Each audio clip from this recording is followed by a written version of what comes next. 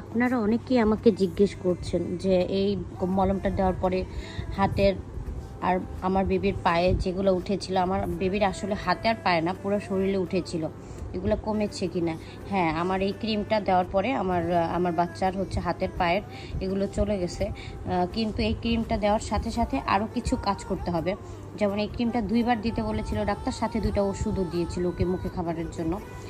ওকে ওই যখন আমি ঘুমানোর আগে একবার শরীর পুরো ক্লিন করে তারপরে এই ক্রিমটা দিয়ে শোয়াতাম।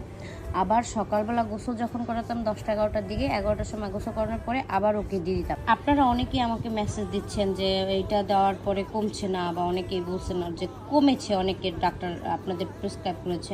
এটা দেওয়ার বিশেষ নিয়ম আছে। এটা দেওয়ার পরে বাচ্চার গায়ে যে ড্রেসটা থাকবে ওইটা কিন্তু গরম পানি দিয়ে ধুতে হবে। হ্যাঁ, আবার যদি আরও সিকিউর ভালো হয় যদি আপনি বাবু যেই চাদরে বালিশে শোয়, যদি প্রতিদিন ওই চাদরটাও গরম পানি দিয়ে ধুয়ে দেন তাহলেও ভালো হয়।